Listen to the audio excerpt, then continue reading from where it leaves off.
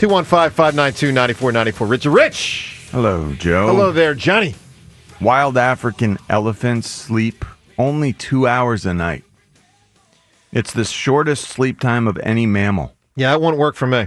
2 hours. Yeah, I mean, it's about what we get sometimes with the morning show, but I'm just saying. Sometimes. A man needs more. Those so does a woman, elephants, by the way. They're not napping out there on the savannah. No, well, they're just getting 2 hours of sleep a night, and that's it. Pretty impressive. More impressive than Joel and the Sixers these days. We'll get to that in a moment. All right, John, let's start Eagles. So, I am fascinated about this offseason. There's so many elements to it. Obviously, it's great to have the 32nd pick in the draft. It also, though, makes, drafting harder because you don't get your pick of the litter. They didn't get their pick of the litter on certain coaches. They lost coaches. All right.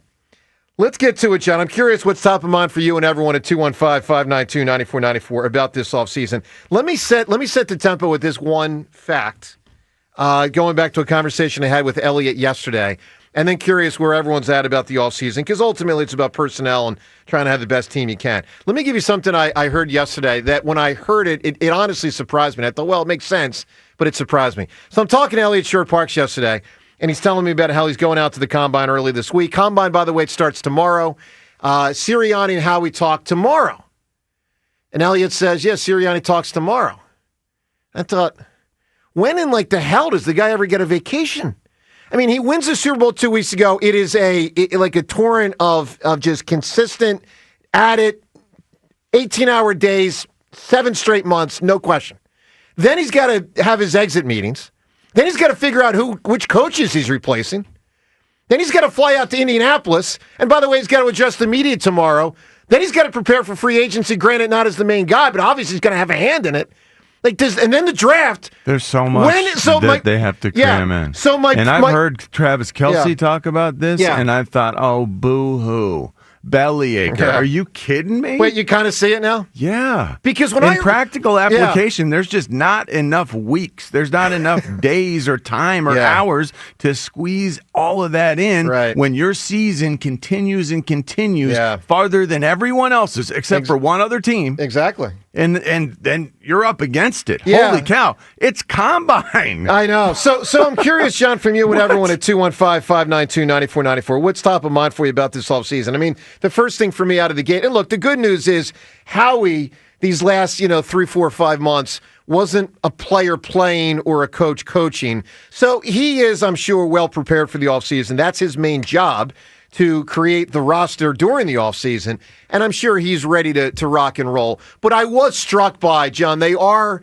to an extent behind the curve because of how far they played. All right, John, give me something that's top of mind for you about this team. Well, first, gratefulness. Just, man, when I look at what's going on in the court, it's gratefulness for this team, this organization. Just thank you first and foremost. Miles Garrett, for me, is top of mind. You've got NFL insiders who are, like ESPN's Bill Barnwell, writer, predicted the rich will get richer as it pertains to Miles Garrett. He's saying that this is his bold prediction, but this is extra bold. It's a big swing.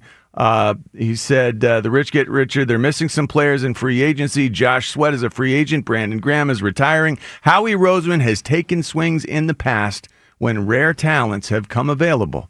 He traded a first-round pick for A.J. Brown, signed Saquon Barkley in free agency. Miles Garrett himself said at the Super Bowl that the Eagles would be a hell of a destination. Yeah, that's right. I'm telling you, man, Miles Garrett is first and foremost on my mind because it's crazy, but it really could happen. And he is transformative for any defense.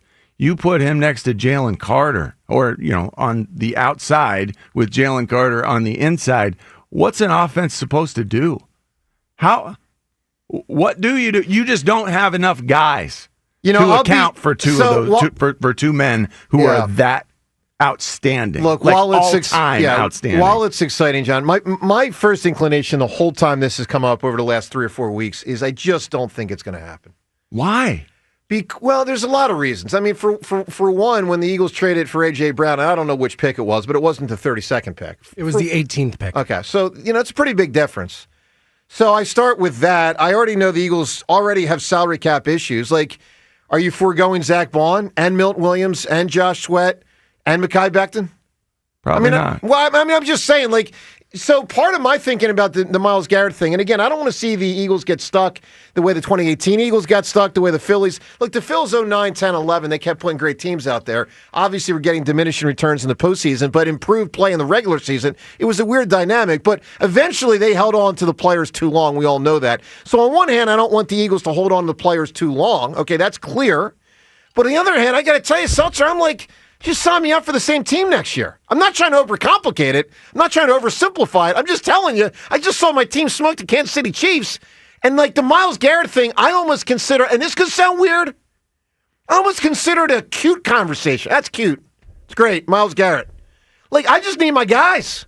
But then I say to myself, James, is that pure foolishness?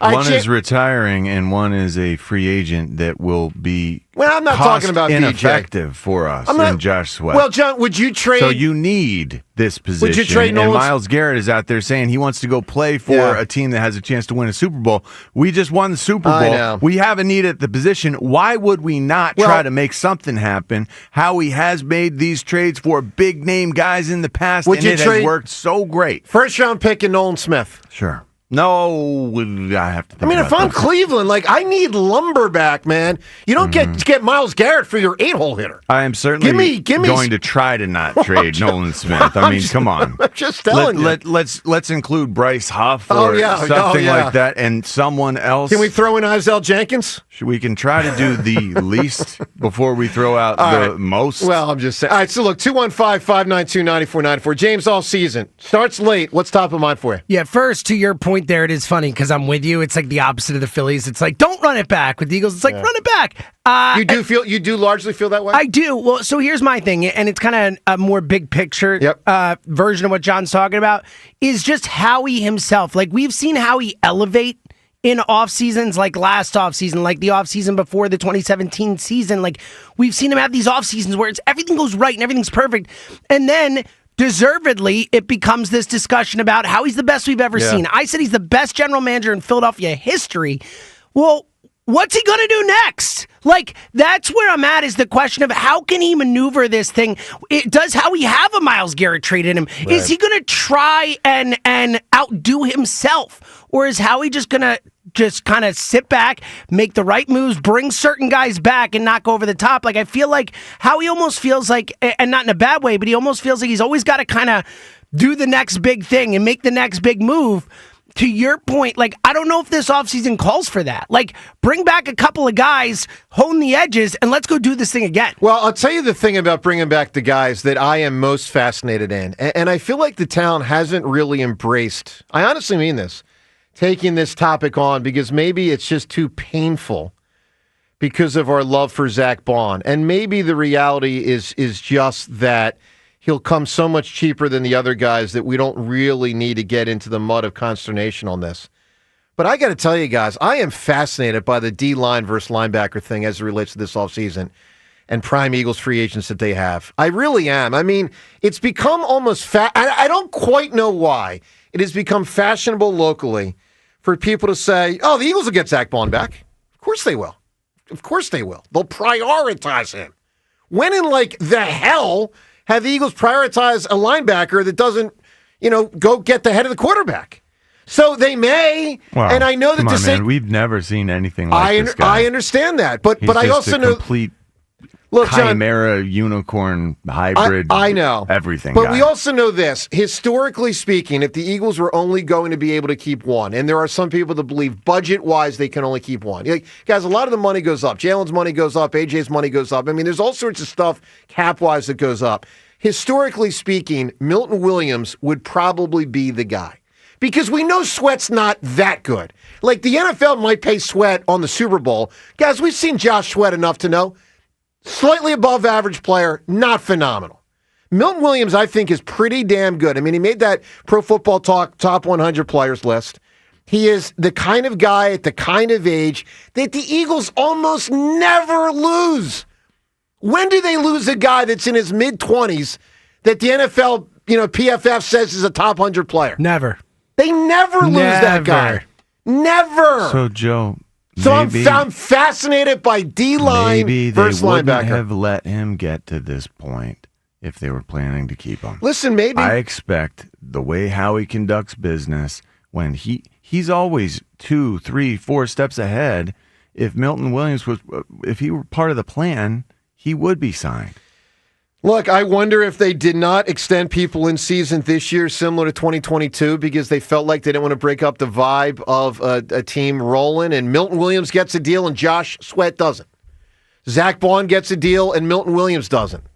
I mean, we've heard them say... Now it feels like you're trying to come up with excuses why guys are not paid. I'm just wondering, is that part of why no one was signed during the season? I think Howie does business the way Howie does business, and it's tried and true. And if these guys were part of the plan, I'm just telling you, would already in 2022, that is a fair argument. Like, that was the last time they went for the Super Bowl. They didn't do anything that year and said it. Maybe they just didn't say it out loud this year, but they might have done the same thing. I mean, because it is notable they didn't sign anybody. Sure. And listen, you want to talk tried and true? I mean, I'll give you tried and true. Tried and true is this. The D lineman gets re-signed, the linebacker doesn't. I mean, I'm just telling you guys. Yes. That's tried and true. But tried and true is you don't find a guy who is 6'3", 240, running a 4.3 in the 40-yard dash, who is the perfect leader, who can wear the green dot, can do everything you ask without complaining, and who came from running down and covering kickoffs. Yeah. No, listen, we all admire him. I mean, it's unbelievable. All right, where do you stand on this Eagles all season? I mean, there are so many ways to go with big topics. Obviously, the draft, is coming up, but free agency prior to that, combines this week. We'll cover it all. Your thoughts, 215-592-9494.